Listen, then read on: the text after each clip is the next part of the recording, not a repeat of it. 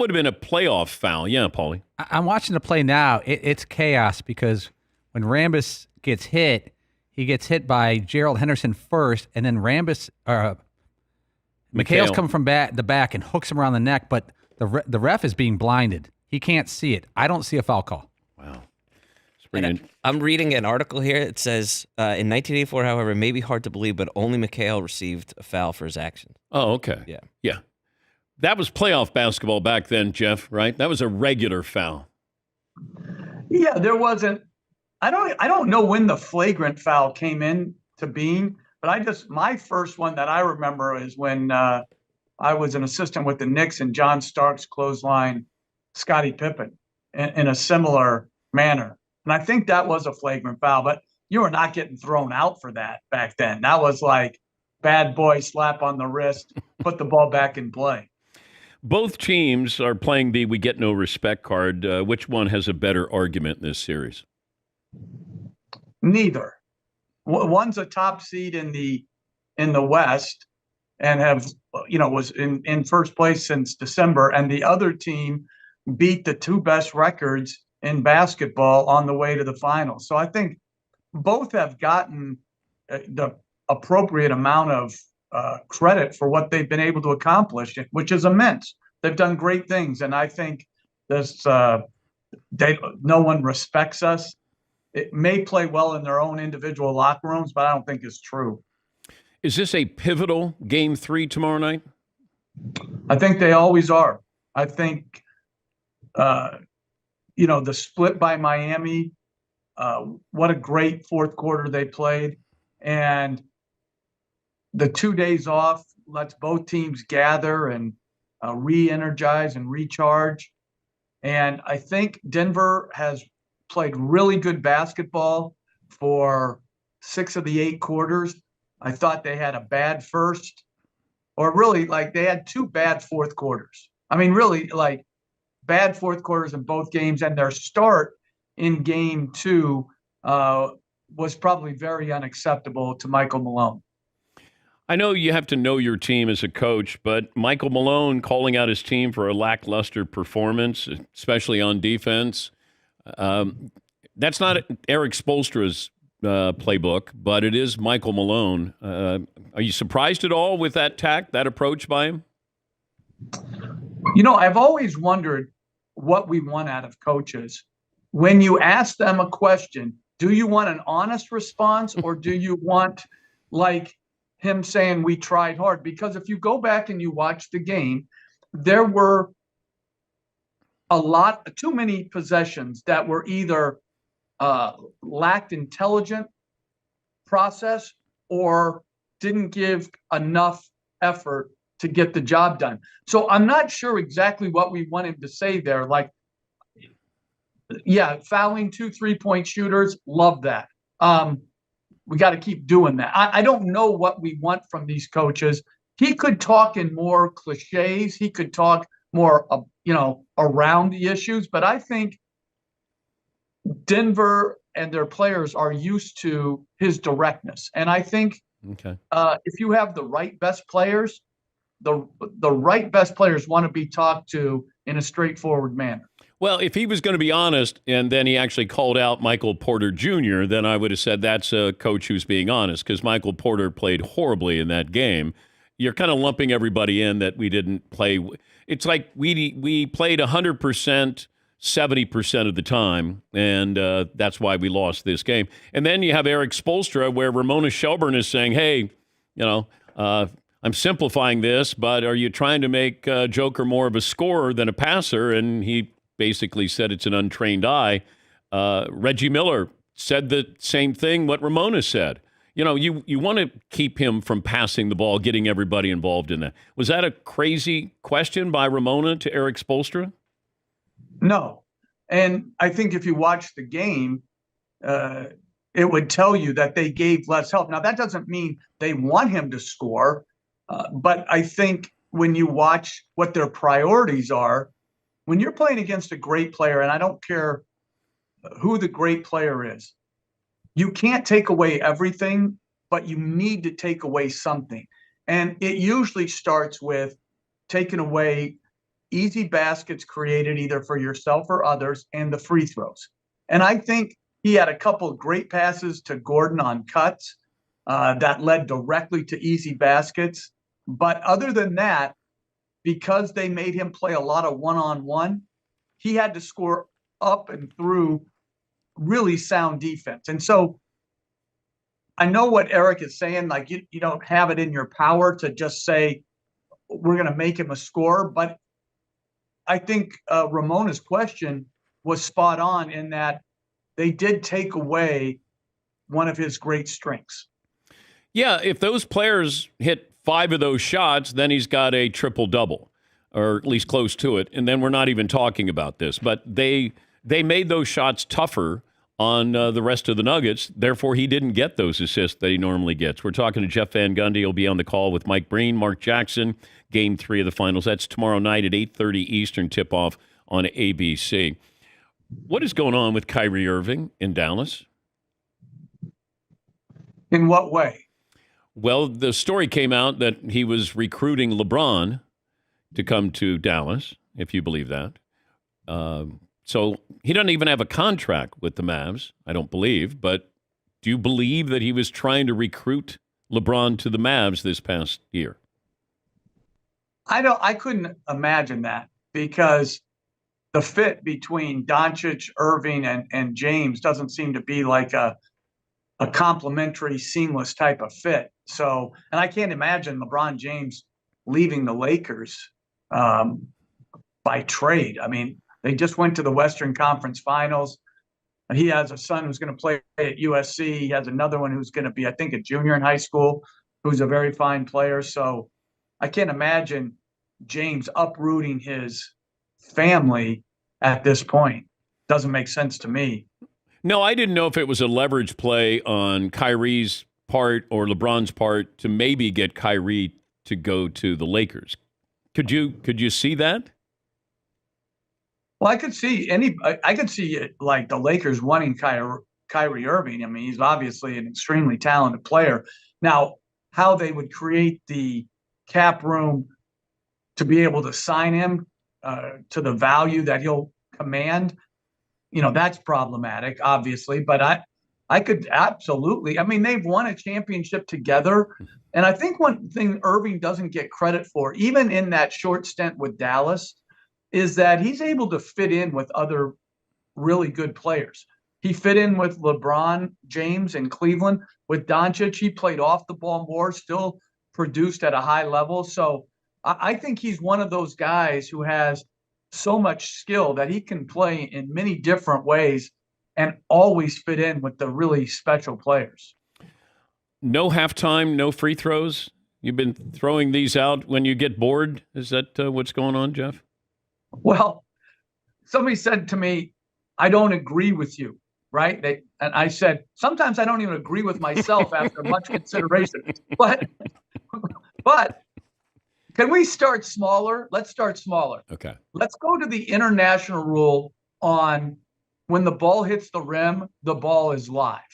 And there's no goaltending once the ball hits the rim. I love it. You can knock it away or you can put it in. I think would add a lot of really good athletic play. And it would also relieve the officials from making what's nearly an impossible call. So let's start there. I still don't believe the only guy who loves free throws is like Mike Breen. He loves talking about free throws and I always kid him. He loves to wax poetic during free throws about a sob story that's been overcome. But it's really the extra point of football. It's boring. It's like it's time consuming.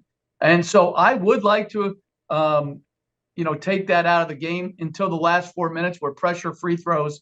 Obviously, you wouldn't want to take that away. Well, wait a minute. We move the extra point back in football, so why don't we move the free throw back to the top of the key?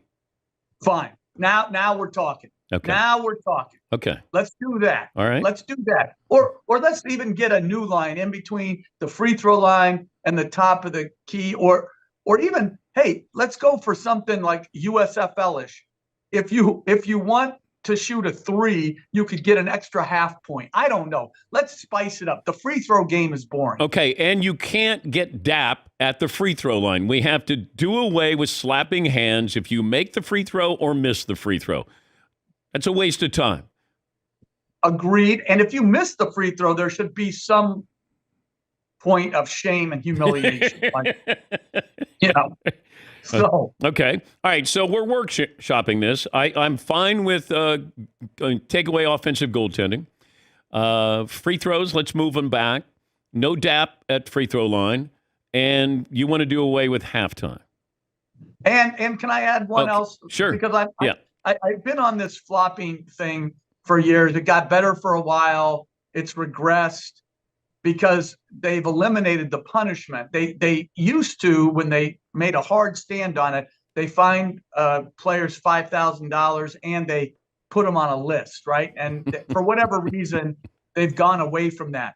I do believe there should be, after evaluation, a scarlet letter F affixed to offending players' jerseys for a certain amount of time. If it's a game, 5 games. But I think there should be a reminder out there to the officials. Yep, this guy's going to try to trick you, and you're not going to fall for it. Okay, how about this? We get a little letter F, and then we sew it on your jersey, the scarlet F, and then we see how many Fs you have on your jersey that season. Like the Buckeyes helmets. Yes. Or, Yeah, Michigan Wolverines. Yes. Okay. You know what? I like how you're thinking. Dan, you should be on the competition committee. Well, I did say to the commissioner, basketball's positionless, so you can't have Rudy Gobert on one of the first, second, or third teams all NBA just because he's a center. Get rid of that, and he did. I said we need to have a minimum that you have to play to qualify for any kind of awards. He did that. And the other one was, I said, you got to get rid of the carrying. It's getting embarrassing. And, the kids in grade school and high school are emulating what they see with the pros. Jason Tatum can't dribble a basketball without carrying the ball. Jeff, why are we allowing this? Well, every year there's these emphasis, and they always start with traveling and carrying, and they're called for maybe, a couple weeks. And then people like, you're messing with my game, it starts to impact. So they go away from it. But like, if you watch a hesitation dribble, guys going and then they hesitate and they lift up a little bit. Yeah. You have to carry the ball. Like as you lift up, your hand is going to go under the ball. So the fans, what they call themselves is purists.